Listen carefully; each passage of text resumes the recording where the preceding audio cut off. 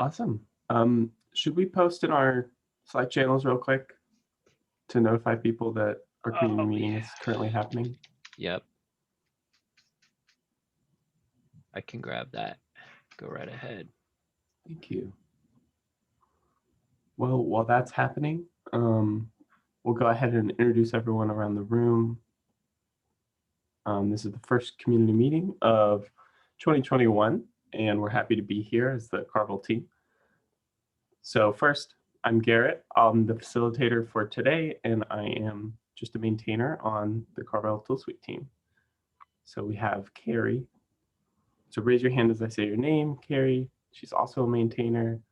We have John Ryan, Dennis Leon, Stephen Locke, Dimitri, Daniel, Joao, Aaron, and Helen. And Aaron and Helen are our team lead and our PM. So we're our two managers on our team there.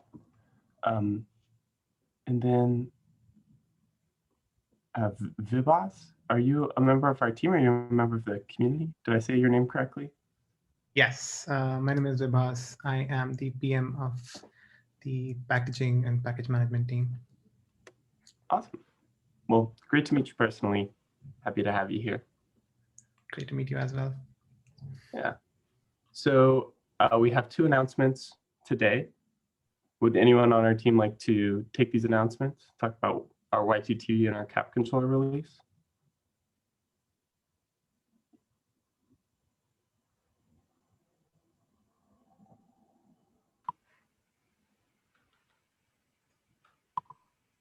I'm happy to talk about cap controller.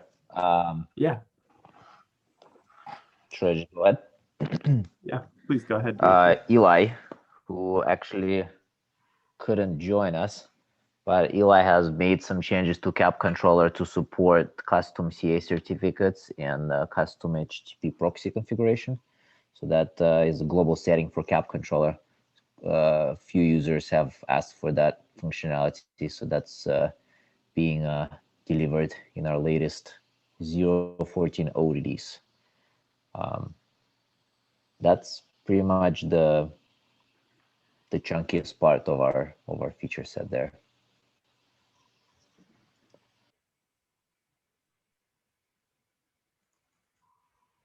Thanks, Dimitri. For our YTT release, we released version 0.31.0. Some of the big callouts in that were that we added support for the YAML merge operator. We added a flag called implicit map key overrides to configure whether an implicit map key overrides are allowed.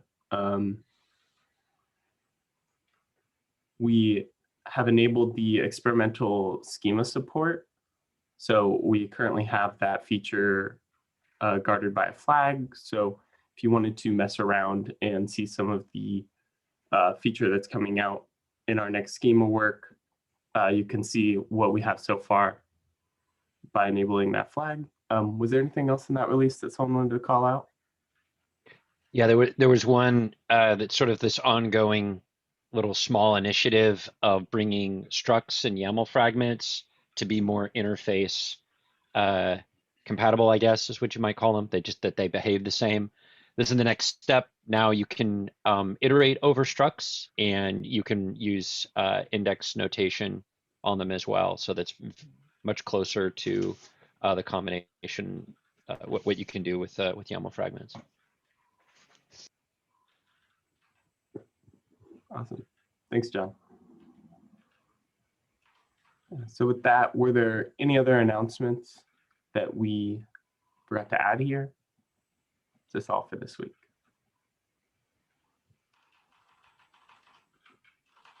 We can point out the new websites too, with the docs integrated inside the website itself. So we'll be going for maintaining mainly the docs you see on the website. And in the near future, not sure when, we're gonna remove the docs we have in each of our repos. Yeah, and we'll be linking the new docs from our repo. Yeah, thanks, Helen. I think we can move on to our tech forum.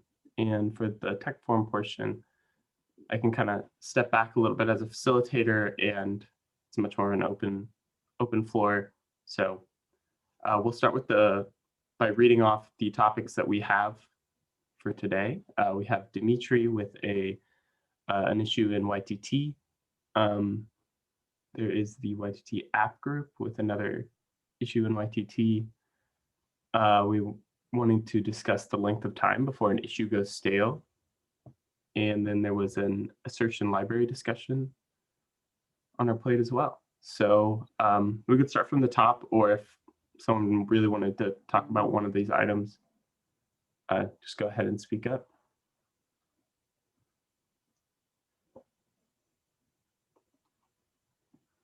Maybe I'll jump in here with a hopefully pretty short discussion about the length of time before issues go stale. Just sort of putting this out there, 45 days feels like a little too long for me for an issue to go stale. So if we've had some conversation ongoing, we discuss some possible solutions, we're waiting for more responses, a month and a half feels just too much for it to fall off of our plate. And I feel like at that point, or perhaps earlier from that point, we should be alerting the user that, hey, we need some more feedback, some more details, or a working example or something. Any other opinions on that length of time?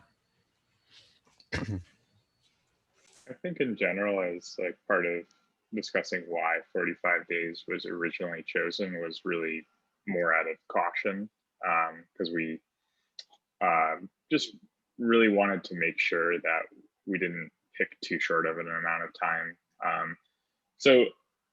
But like this idea came up even as we were thinking about putting in place the triaging process. So I think it's valid to have a discussion about whether or not 45 days is too long, and if we want to even bump it down to even something like a month or even shorter than that if people think that's valuable. But I think the amount of time should be completely open to however long we'd like to reduce it. I wonder what drives this. Like what does it mean for something to be stale? And then like, are all issues sort of equally urgent, that like staleness comes sooner?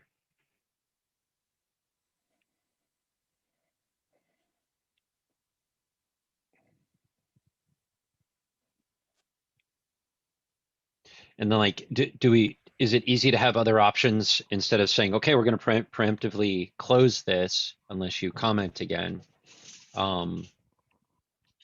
Is there a way of like, hey, if nothing's happened in a couple of weeks, to just have like a bump that doesn't close the issue? Is that feasible or reasonable? We do have something like that currently, where there is like a notification given to the user before the issue is actually closed. It says like, hey, if you don't respond or do anything within, I think it's 5 days, then the issue will be closed. So there is some of that process in place. Yeah, my take on this is 45 days to me means the community pair just has to keep looking at this thread and then just reading it and then saying, all right, there's nothing left to do here. And that's a long time to keep doing that for a community pair. And if we just close it, I don't know, 7 days of no activity, I think what would happen is, if it was important for the person who raised the issue, they will just open it again with a comment, and then it'll go back on our community pairs plate. I just don't see any downside of reducing it drastically from 45 to a much smaller number. I don't feel like that the community pair should be looking at these stories after they are replied to. Or if we're waiting for something, the prior community pair that replied to this, like, there shouldn't be like an after until there's like a response, or someone that gets interest on the issue and tries to talk about it, right? Isn't our backlog like whatever has a Carvel triage on it? but it has notifications as well, right? That's like the second thing that we should look for. We shouldn't just randomly read all the not accepted, the ones that have like Carvel, forget the name, tag on it, right? I think there should be also like a balance, and the community pair should be aware of that, right? Like if there's no notifications on that particular issue, it's okay.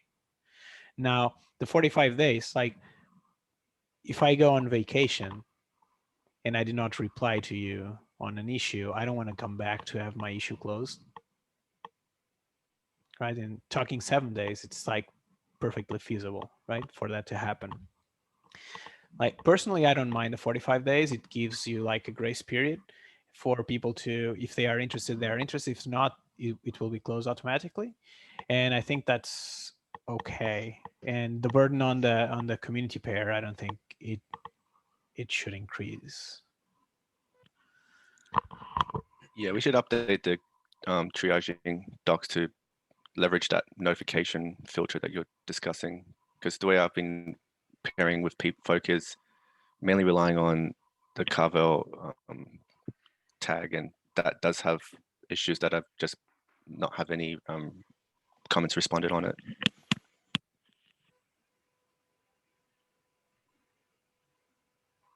It does sound like we might need to figure out like what happens in actuality. So I wonder if we keep an eye on this, roll with this, make that change that you were talking about, Dennis, and then see how it goes. Yeah, I'm happy to make that change. Assuming Joel can help explain it to me a bit more. Maybe compare with Joel on it. Joel, are you willing to do that? Yeah. Okay, I was just going to remind you we are being recorded, so. It's internet. We can always change everything. It's fine. Okay.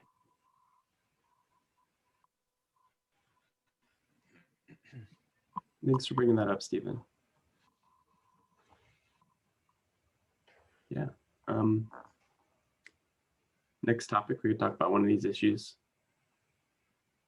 Dimitri, did you want to talk about issue 251? Yes. So maybe I'll even share my screen over here.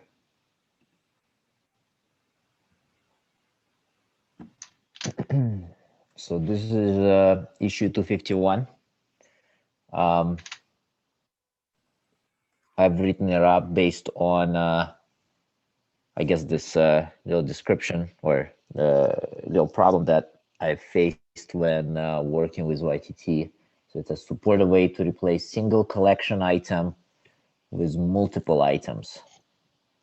And so I think, from what I remember, the gist of it, right, is that we may have, so we have a way of how we can replace kind of the, well, let's actually go maybe through this example first, and then we can kind of, actually, how about this? Are folks familiar with this thing? Do people want to take like a minute or two reading through the issue first, just to get on the same page?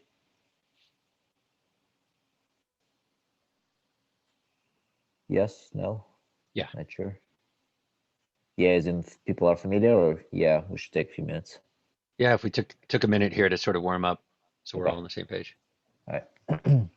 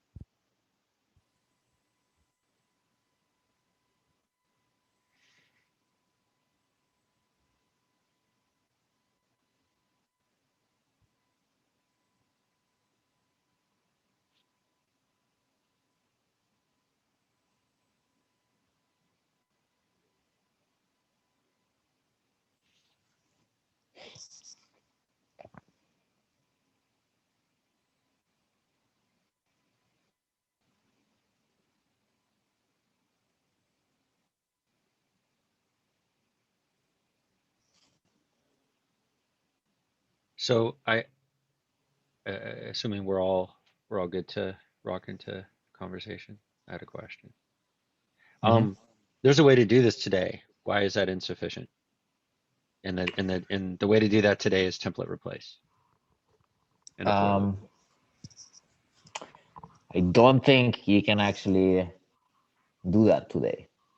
So like, if we go and, well, actually, let me put it that way.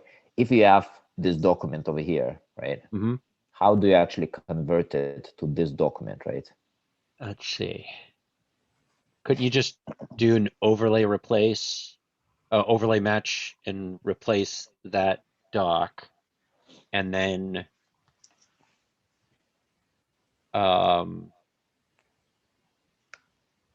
with the items. Oh, but I can't do a template replace on that overlay. Okay. Right. And I think you literally just stumbled on the issue, right? Is that overlay replace can replace a single thing, Right. but it can't replace a single thing with multiple things similar to template replace. You scroll down a little bit, there's another example. Right. So let's actually, I kind of, it's been a while here, so let's see what there's. I believe there's a few comments here. So let's see what Garrett said over here. So, Joao and I attempted to handle this problem, experience limitations as you described. However, we are confused about the use case. Does the kind key in the desired output YAML come from kind list or from the array items kind? So I think I actually changed the example to make it more clear, just to avoid any kind of duplicate keys or anything like that. Right. So we're actually saying, like, if we have this document set, right, we have this, whatever, 2 separate resources, how do we actually get to this? And by the way, for those who are not familiar, Kubernetes CLIs, I believe, actually server as well, they have kind list that effectively allows you to group multiple resources in a list, right? So they're not separate YAML documents, right? But sometimes you may actually want to convert from one thing to another, right? And that's actually one of the use cases that we're talking about here.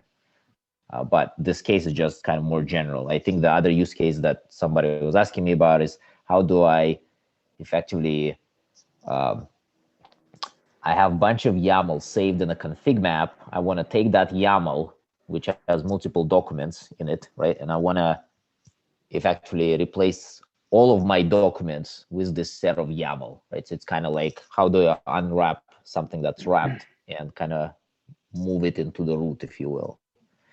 All right, so then I'm guessing, is it safe to assume that what we want as an overlay would be to convert into your expected, or were you thinking about some other option? So I mean, so this is an option, right? I was thinking a little bit more generic, but we can kind of, try to maybe discuss as a group where we're, what are the pros and benefits and all that stuff. Actually, I did say that. It's more or less the same thing. Yeah, what I typically hope for out of some of these features is that they are generic enough that they could be actually applied to various places, right? And so maybe, like, for example, since John brought up about the template replace, actually there's an interesting question of what is the relationship between template replace and whatever this feature set that we have, right? So at least my personal opinion is it's good to avoid one-off features because they're not really kind of building up the core. They're just kind of sprinkling the kind of individual things that don't necessarily get used together easily. So I guess I wanted one, so maybe motivation for bringing it up in this meeting is I wanted to kind of get some, well, one, get some visibility on that from you all. I think it's an interesting problem in terms of enhancing core functionality of overlays within YTT. So it's probably an area that we should kind of invest in. And then also, as a kind of a side thing, I brought up this interesting question of, so this also again happened in various cases where I wanted, for example, to create a service account per namespace that's been, found inside our configuration, right? So how would we do that, right? How would we achieve that? And so I think my gut feeling is that somehow this problem relates with the top level problem, but there's, I guess, probably more discussion to be had there.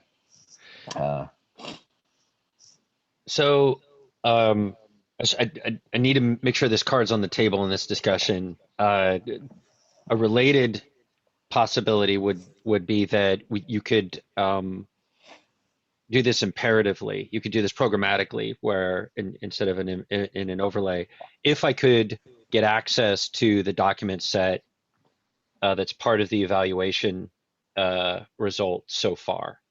So what I mean is, if I strategically place a template at the end of the evaluation of YTT stuff, let's have already evaluated a bunch of YAML documents, and then I had a library that I could get access in the same way you can get access to data values. There was something that was computed and it's handed as a module to to templates. I could get access to the doc set or a copy of it thus far, and then do imperative work on that. So when you say imperative, I have a feeling you have some what do you call it? Intent there behind it. What's the other side of it? Maybe programmatic is a better term for that, because it's like the difference between, in an overlay, I'm declaring what documents are affected by an overlay, and in this other mode, I am in imperative logic. In Starlark, I'm saying, here's a collection, iterate over it, finding a thing, maybe even being able to replace that item in the doc set with something, delete it, like do operations over the doc set. And so so I think that's what kind of, I think that's pretty much one of the things that we've kind of previously discussed. I don't remember how many people were there, but yeah, I totally agree with that, right? If you had some kind of a ability to capture the current state of the world, if you will, right, and then massage it a little bit, shape it to whatever thing you have, right? So it's kind of like it's a hatch, right, that you open, say, you know what, I'll know better what to do with all this stuff, versus trying to maybe write more overlay like code, right? So yeah, I think programmatic, I guess, way to go about that. So yeah, so I could imagine that feature also potentially covering this. Not sure, to be honest, I'm not quite sure if there is a benefit to having this lower level feature to solve this problem, as in, like, should we use this lower level feature to solve the problem, or should we also kind of have a different way? I'm not even sure what are other ways of solving this problem, right? So maybe I think that's kind of interesting to think about that as well. Yeah, I'm a little bit apprehensive about laying out there. It's for completeness, I wanted to put that card on the table because I think it's important to mention it. I think that comes with all kind. I think it's a Pandora's box, personally. That, like, while it's very tempting, and I've even heard people have actually specifically asking for that feature, it just reeks of more than enough rope to hang yourself. That, like, well, depending on where that thing is running in the set of files, you may or may not see the full doc set, or what's the scope of the doc set. Like, it would have to be managed somehow. Perhaps, like, it's an overlay with a matcher that has special behavior that says, well, I know that this is on a document, but what I really mean is the parent of this document. And not just the parent of this document, that is just the doc set of this particular template or module, but the full doc set. Yeah, I mean, and that's somewhat similar, right, to the behavior of overlays themselves, right? Because the overlays don't act within the context of a file, right? They act within the context of all of the document sets within a library, right? So, yeah. I'm not sure what should be our next step. I think it's actually a great issue to kind of have various, I guess, options presented, thought through. At least, I don't know. I think it's a good way to kind of get better understanding, or kind of a better, maybe kind of it's a good exercise to think about if we're working in an overlay area. So yeah, I don't know, maybe just something that we have more discussion on Slack or separate Zoom or whatever it is, with maybe larger time available. Yeah, I have one more angle on this. I want to, as people are percolating on this, as I see you hinting toward Dimitri, one other angle on this might be interesting is, I wonder if this is just the latest of a number of symptoms or challenges that we faced, because it's hard to refer to a parent. It's hard to refer to a collection. There is no literal array in most of the YAML that we deal with. It's implied, unless you use the literal bracket, but then that limits a lot of what you can do with YTT. And it's less of a problem with maps because, I don't know, because the elements are named, but for arrays and for doc sets, it's really hard to reference them. You can do it, but it's a bit challenging. So actually you can't reference a doc set. So arrays, at least you can like reach to the parent. The parent is at least there, but doc sets there aren't. So I wonder if it's just more even deeper of a fundamental challenge of, if we could find a sensible way of referring to a parent, and just a parent, and maybe like the collection in which I live, something like this, without unintended consequences, side effects, that might actually address a whole swath of problems. But this is definitely an important one. I'm going to go with my angle here. I have no clue what you all are talking about, because I think you all are talking about solutions to problems instead of the problem itself. So personally, what I'd like to see is 5 examples of what we want to accomplish from where we are to where we want to go. And from there, I think we should look at it and say, like, is this one solution that can solve all these problems, or do we need multiple smaller solutions to solve all these problems that we want to try to address? This can be just me because I don't understand a lot about YTT, but I feel like that we just now entered to like a very deep end, and we're talking about selecting parents and selecting this, and there's like a possibility of pushing all the document into overlays. It feels like that we're trying to generalize a solution when we have just like one example, and for me it's hard. Boy, that's so fair. And then like being able to like have a place from which you can draw your own generalizations and not just sort of rely that others have some understanding. Yeah, I feel like that's a great next step, is to collect these. Yeah, thank you for that, Joao. We have we have one example here. We have one example here. To be honest, a lot of times I wish we did have like a place where we had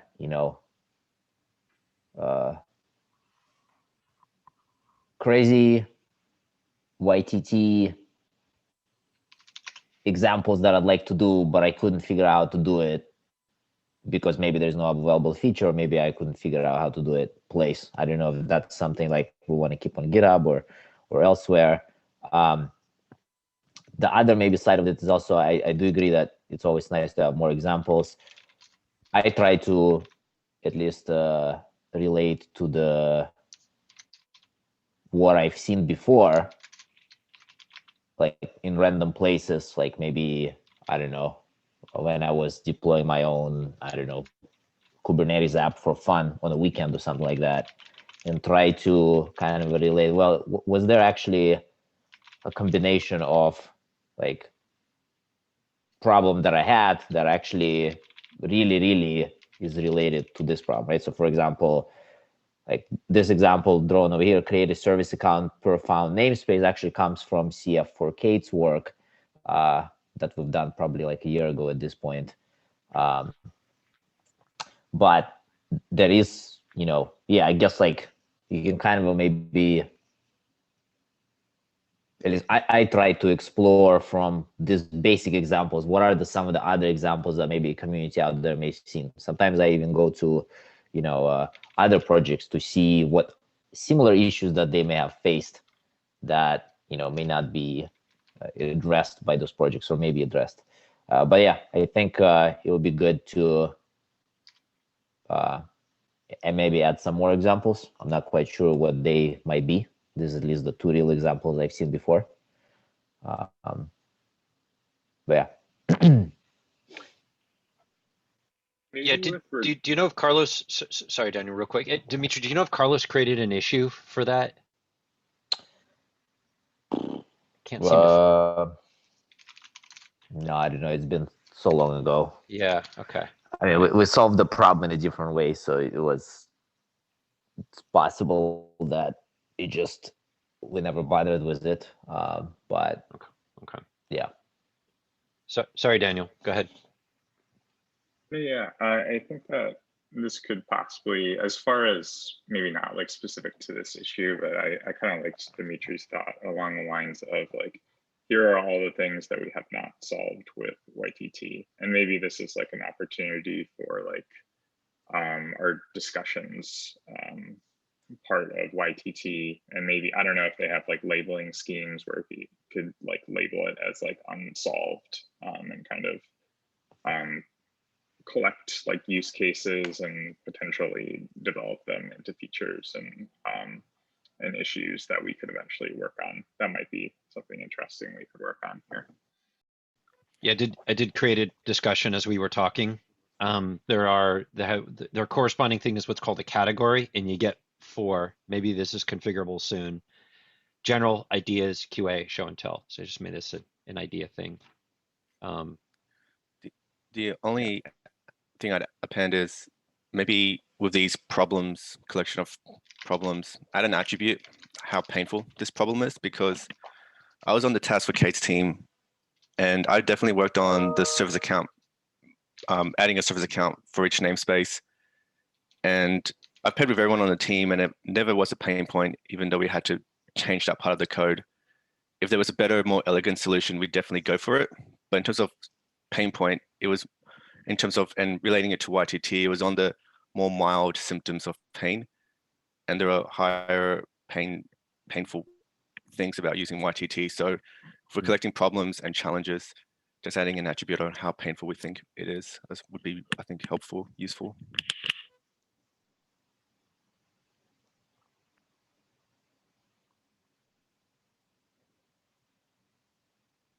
Thanks for that perspective, Dennis.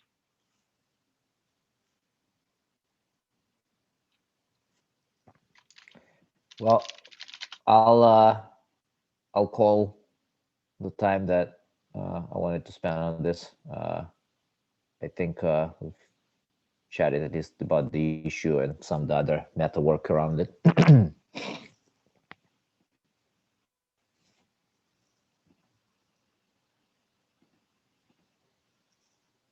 All right.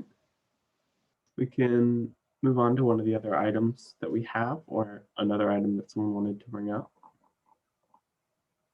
See, we have another YTT issue number 260. Yeah, the YTT issue is one that I looked at for adding a concept of an app group. We could talk about that.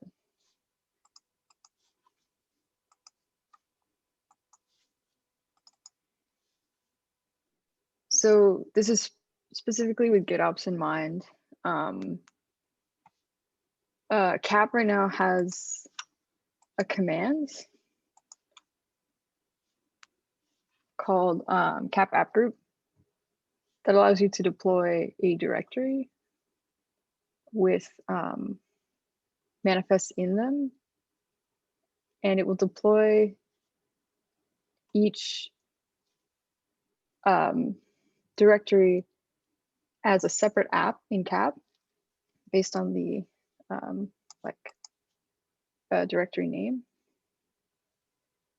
So this is a feature that exists in cap, and this issue is asking for something similar in YTT. So I'll give you all a second to kind of read through this and become familiar.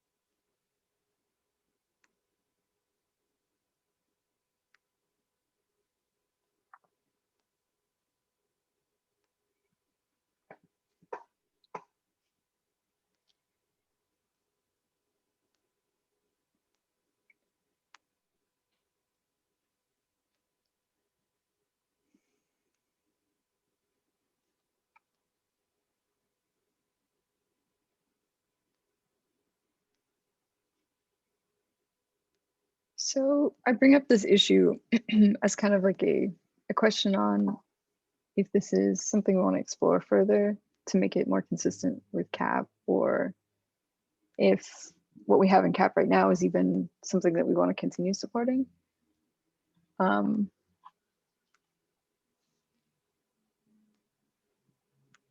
yeah, I find this interesting because, like, if we were to support something like this, like YTT would have to know a lot about the specific directory structure of its inputs and where to kind of evaluate, like how to evaluate each directory in its own context when given only this command.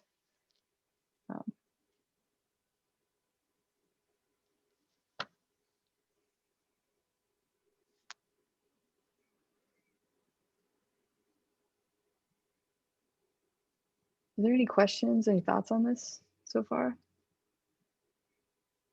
I mean, from a very sort of high level perspective, I like the notion of, like, one of the value propositions of Carvel is that it helps you address complexity as it arises, and complexity is either like things that are difficult or lots of stuff.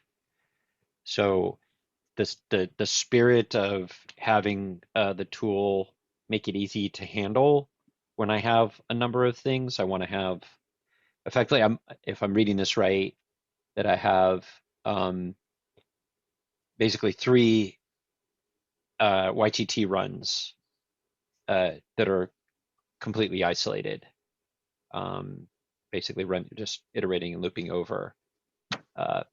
That for when I get to that point, when I have that amount of stuff, that the tool is there to greet me with that.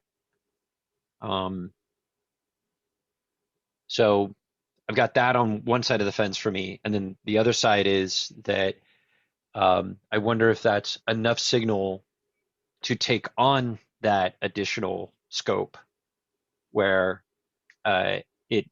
it could be something as simple as a for loop over an immediate directory structure that invokes YTT for each of those. That's not completely equivalent. Like you'd have to work away if this is part of a pipeline to sort of merge all those results together somehow. So it's not completely trivial, but I don't know. Doesn't seem like a slam dunk for me personally. But I could see how it can be compelling from our overall suite vision perspective. But I could also see that it might be a little early. I don't know.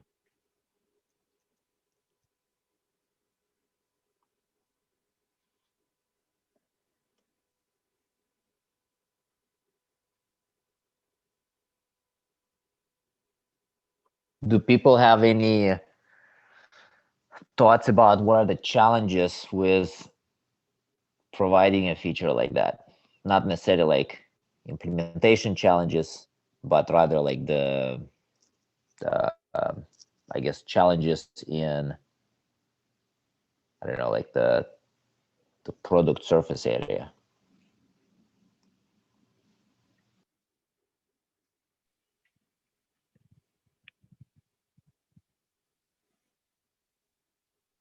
I see there's challenges and opportunities. The challenges are, well, we have to maintain this feature that may not be adding as much value or might not be solving as many use cases as we think for as many people as we think. But the opportunity is if this is solving a pain point and it helps YTT integrate with CAP because that's how people expect it to use for some reason, the opportunity are people are more likely to use it.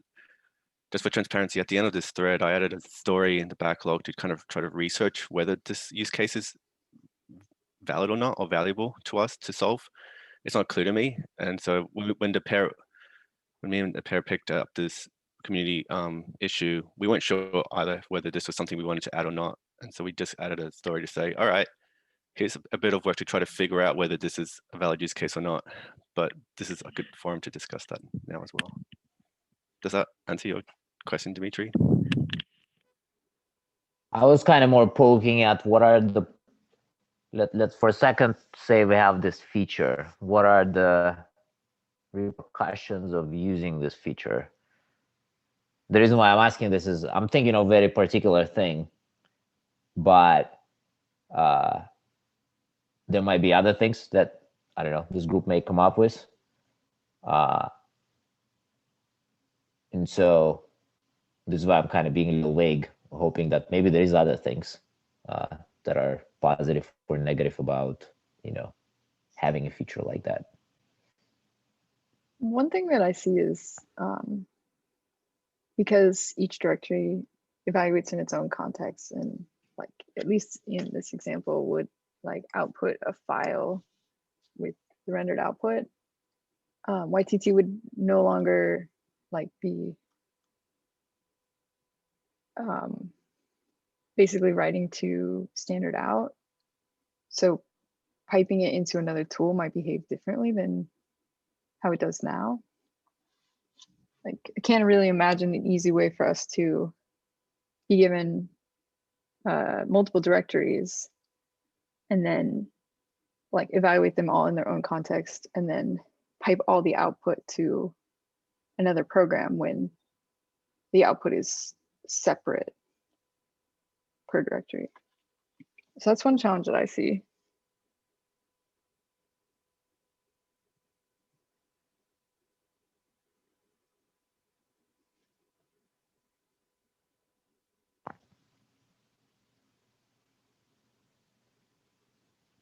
Yeah, it looks like that's that kind of mode that you would have to be opting into when you're using CAP with the app group commands, that you're naming a directory. And so the pipe between the filters in that use case becomes a directory structure as opposed to the standard pipes. Agreed. Yeah, that makes sense. And I don't know, I think that the approach makes sense, but it's also very different from the way that it works now, which is sort of the thing for me.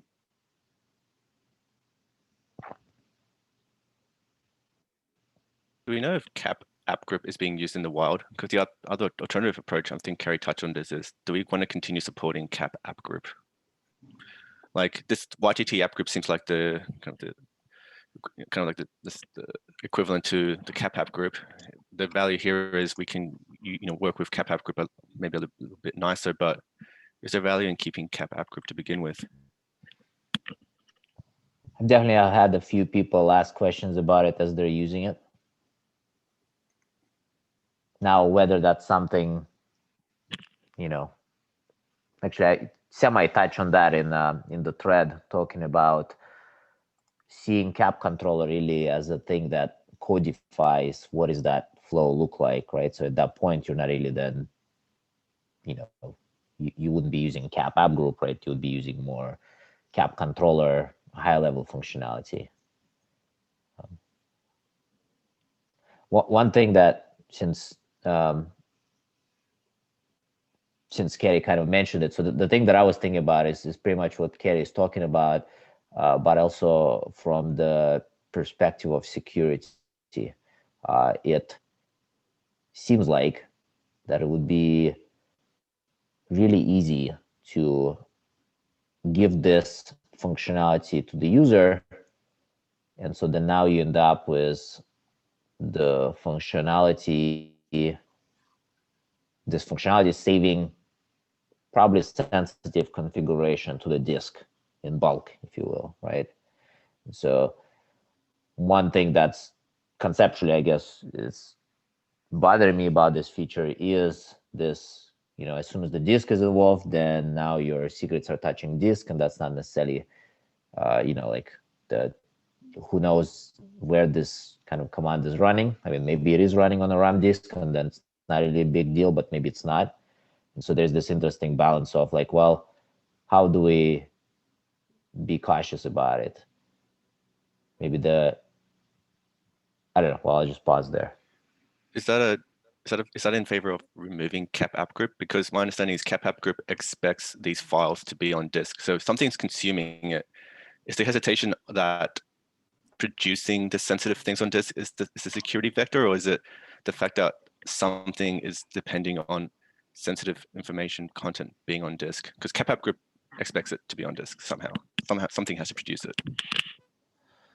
Right. So maybe there's, well, at least in my head, I'm not coupling the existence of cap app group with existence of, like, let's say YTT, whatever app group or something like that. Mostly because I could imagine like somebody does use cap app group in particular ways that are not necessarily related to, like, there's maybe secrets involved or something like that. Now that could be true for YTT. I'm not sure, there's that balance, right? Like how far you try to, I think some of the principles behind some of the Carvel tools are we're not actively trying to protect the user. The user better know how to use the tools, in a good, reliable, I guess, whatever, secure way. But we also don't necessarily want to encourage, I don't know, like possibly bad patterns, right? So yeah, so I know, yeah, I think I'm not sure about the relationship between the cap app group and something else, right? Like clearly it has to be on disk, right? So what kind of information goes there? Yeah, I don't know. It's tricky. Yeah, it does strike me as like secret management is somewhat of I don't want to call it completely orthogonal, but a separate concern that can be handled in another way. Like if it's really a concern for you, then you probably shouldn't be writing secrets to disk at all, and instead doing one of those other techniques where like the cluster generates it, the cluster supplies it, etc. Mhm. And Yeah, but for those who don't care or care less, or it's more ephemeral in some way, like it's less of a security concern for them. I know it's not a great stance, or like what you said, that like it could be sitting on some kind of ephemeral disk that generally gets cleaned up pretty quickly. So the actual thread is a little less. Then this would be somebody who's dealing with a larger set. Yeah. I don't know. Maybe those are mutually exclusive too. Like if you have so many things that you need to have a tool like this in order to do this work, you need to have this feature in order to like manage n number of things. Then maybe you've already decided that secrets are not a problem. You're solving that in a more aggressive way.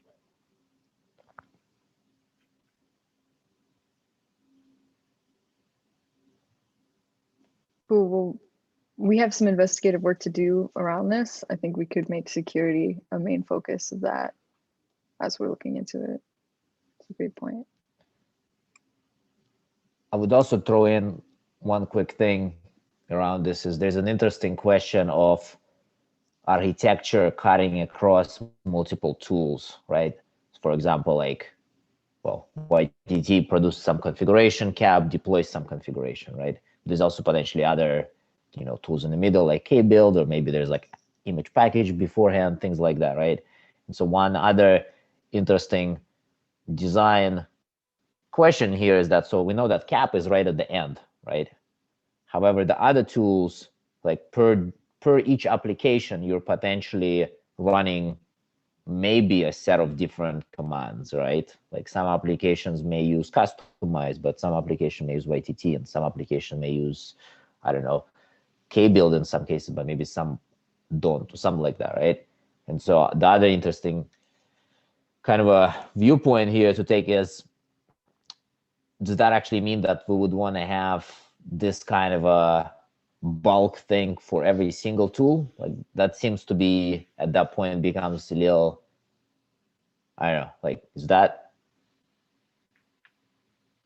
I don't know, there's something there to think about, like how do, let's say, the existing Unix tools solve this kind of problems, right?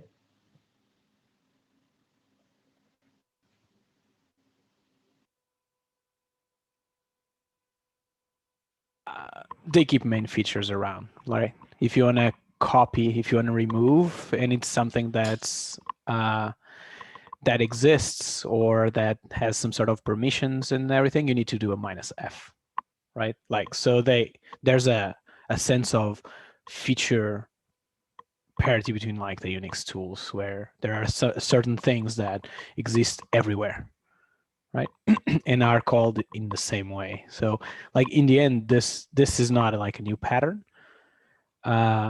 So I don't see that as a bad thing, especially if we think that we want to have people use our tools in and if they understand one tool, it's easier for them to go into another tool. Maybe if some of the features that are similar exist in both tools, maybe it would be good, right? But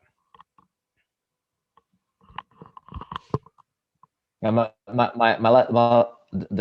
comment that I was trying to make in terms of similarity to Unix tool is, what is the way to work with, let's say, bulk of directories or something like that, right? At least from what I've seen, typically you end up with a higher level orchestrator tool that tries to do this kind of a separation of, like, the smaller tool deals with one thing at a time, but then the orchestrator tool just gives you the new inputs or whatever, right? Or it's effectively call as many times as you need to get called, versus trying to put in functionality of a orchestrator tool into the tool directly. And maybe that is kind of going the way of, like, well, should actually app group really exist in CAP? Maybe it should be elsewhere. Maybe they shouldn't be at all, right?